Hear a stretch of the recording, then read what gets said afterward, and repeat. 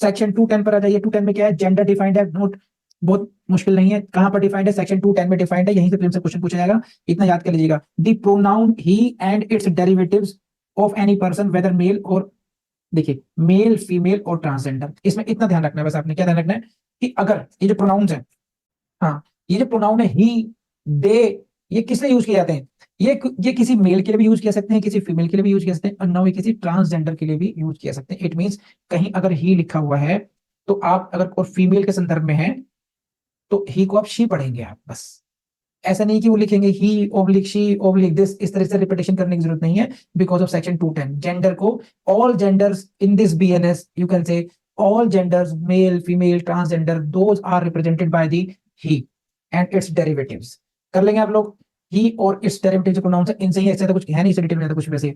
ये रहा आपके सामने प्लेन्स का क्वेश्चन कैसे आ सकता है। आईपीसी का बीएनएस कर दीजिए, in the BNS pronoun he and derivative are used for any person, बस मेल फीमेल और ट्रांसजेंडर कर लीजिएगा। आरजेएस 2014 में क्वेश्चन आया हुआ इस तरीके का।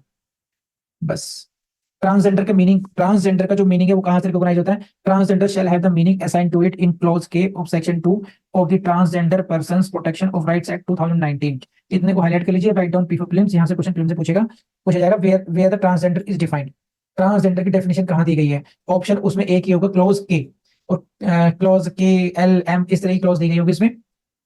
लेकिन समटाइम्स स्टूडेंट से कहते हैं कि भाई ये तो क्या हो गया, आउट ऑफ सिलेबस हो गया। आउट ऑफ सिलेबस नहीं हुआ है, एक्सप्लेनेशन में इस एक्ट को मेंशन कर रखा है। कई बार कहते हैं सर ट्रांसजेंडर और पर्संस एक्ट तो हमारे सिलेबस में नहीं था, उसकी क्लॉज क्यों पूछ ली। सब कुछ नहीं पूछ रहे हैं भैया, केवल डेफिनेशन पूछ रहे हैं कि डेफिनेशन की क्लॉज रटनी पड़ेगी, बस इतना, इससे ज्यादा कुछ नहीं। अब आप आ जाइए गुड फेथ पर आ जाइए। What do by the good faith, this is practically very very important definition. Good faith का मतलब क्या है, many times this word is use, good faith. Good faith की जो शब्दावली है ये कई जगह यूज की जाती है, गुड फेथ 211 में। ये और पहले था सेक्शन 52 था भाई, इसको मेंस के लिए भी रट लेना, प्रीलिम्स के लिए रटोगे तो इस वाले सेक्शन में मैं कहूंगा कि इसको आप वर्बेटम इसको रटोगे। फ्रॉडुलेंटली को, डिसऑनेस्टली को, wrongful gain, wrongful assent, good faith, ये वो डेफिनेशंस हैं जो आपको वर्बेटम रटनी चाहिए। कर लेंगे, पढ़ लेते हैं, देखिए क्या है।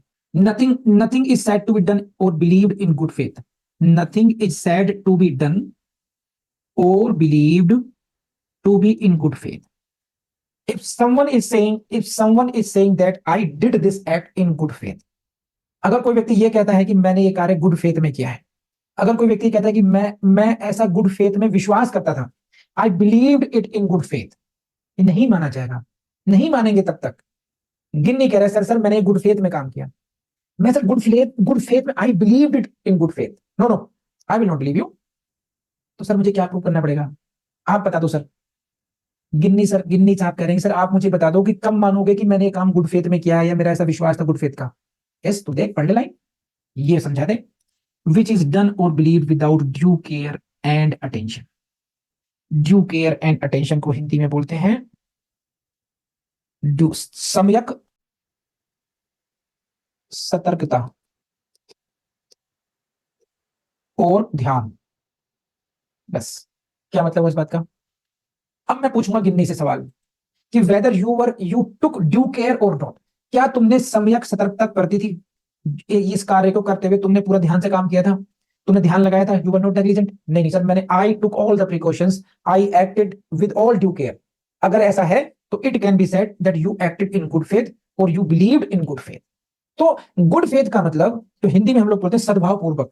सद्भाव पूर्वक का मीनिंग यहां पर यह नहीं है कि आपकी मन की भावना क्या थी, है ना। जैसे एक माता जी हैं, एक मम्मी जी हैं, उनकी छोटी सी बिटिया है और माता जी किचन में काम कर रही है। किचन में उनकी गैस जल रही है, गर्म पानी खोल रहा है और बच्ची आती है और उनकी लापरवाही की वजह से लड़की जल भी जाती है और मर जाती है। अब यहां पर ये देखो कि कोई भी माँ, एक्सेप्शंस को छोड़ दीजिए, अपनी बेटी के साथ इतना क्रूरता वाला व्यवहार नहीं करेगी, है कि नहीं है। तो सद्भाव पूर्वक तो है, ये तो कह सकते हैं कि गुड फेथ में गुड फेथ की एब्सेंस नहीं हो सकती, वो जो फीलिंग के लेवल का गुड फेथ हो सकता है। लेकिन इन केस ऑफ बीएनएस का मतलब क्या होता है, गुड फेथ का मतलब है कि वो कहेंगे जी मैं तो गर्म पानी कर रही थी, मैं तो किचन में काम कर रही थी, गुड फेथ में ही कर रही थी। एक लॉ का आदमी कहेगा कि मैडम आप गुड फेथ में नहीं कर रही थी, कैसी बात कर रहे हैं सर, मेरी बेटी है, मेरा गुड फेथ नहीं होगा उसके प्रति। नहीं, फीलिंग्स की बात अलग है। गुड फेथ का एक फॉर्मूला है due care and attention. Can it be said that you are taking due care and attention, क्या ये कहा जा सकता है कि आप जो है केयर कर रही थी, प्रॉपर केयर कर रही थी, प्रॉपर अटेंशन कर रही थी। अगर आप केयरलेस थी तो आप ये नहीं कह सकते कि you are acting in good faith. तो प्लीज लेट मी नो। मैंने आपको बहुत डीप इमोशंस में जाकर समझाया है माँ बेटी के रिश्ते में, ताकि आप इमोशंस से ना देखें, आप इस फॉर्मूले के हिसाब से पढ़ें इसको, ड्यू केयर एंड अटेंशन। बोलो यहाँ है ना, जल्दी बताइए। देखिए इन वीडियोस के बारे में आपको अंदाजा लग गया होगा कि ये इनकी जो अप्रोच है वो है एग्जाम में कैसे आएगा। आपको बुद्धिजीवी बनाने की प्रयास नहीं किया गया है। तो अगर आपको ये प्रयास समझ में आया हो और आपको अच्छा लगता हो तो please help us spread awareness about this channel, so that कि बहुत से ऐसे स्टूडेंट होंगे, बहुत से खासकर ऐसी गर्ल्स होंगी जिनको उतनी अच्छी क्वालिटी कोचिंग नहीं मिल पा रही है। तो help them, help yourself, help us. Thank you very much and share these videos. Thank you.